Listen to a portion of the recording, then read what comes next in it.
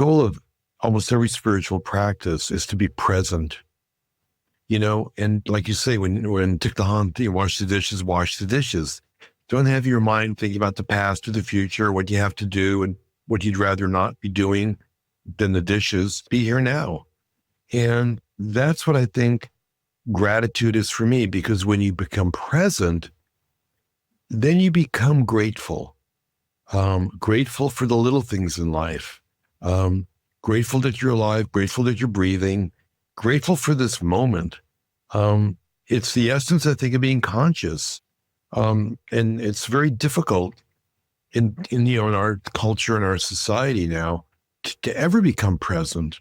And I think that's the battle we have now, because we have, all this competition for your attention, your eyeballs. It becomes now the new currency. It's more important than money. Is like, how many eyeballs do you have? How many followers do you have? How many likes do you have? And that becomes a battle of attention, and attention is the same word as consciousness. So if I have you, and unfortunately, we know politicians do this, with fear and being vulgar, I can grab your attention by being gross, that's the easy thing to do. It takes art to make you laugh, to make you cry, to grab your emotions that celebrate beauty and life. But the only way, I think, to combat the fear and the anxiety and the vulgar, conversation of politics is to be able to have an emotion that's more powerful than that. And I think that would be beauty, wonder, and awe.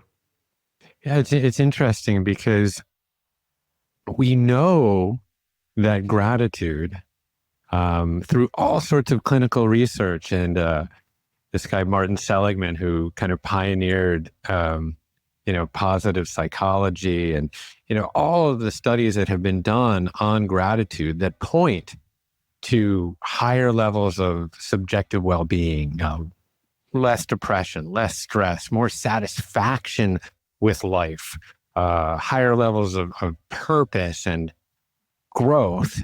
We know all of these things, yet we are experiencing in our culture these cresting rates of depression and loneliness.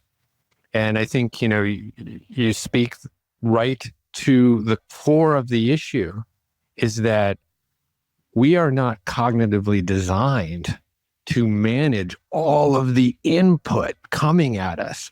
And this is making, basically, our culture is inhibiting us from being able to cultivate true gratitude a lot of the time. Yeah. And so for me, gratitude enables me to pull me out of that negative spiral. You watch the news, and you can get really depressed. And for me, it's a go-to that when I start finding myself being depressed, being rejected, feeling like a victim, happens to all of us all the time, happens to me, I should say, and about all of us. I'm a human being. And when I think about what can I be grateful for, well, immediately I think about I have 5 fingers that move, that I'm breathing. I got 1 trillion cells in my body that are working in harmony. Like, it's only when you lose your health that you become grateful for the fact that you're healthy, And so I've discovered that you can't have a negative thought and a positive thought in your mind at the same time. So as soon as I think of something that's positive, it shuts down that negative feed that's going in my head, that spiral, that rumination that we all get stuck in, and it pulls me out of that feeling of being like I'm drowning. It brings me back to being alive, being back to being present, which brings you back to being grateful for the fact that I'm just here.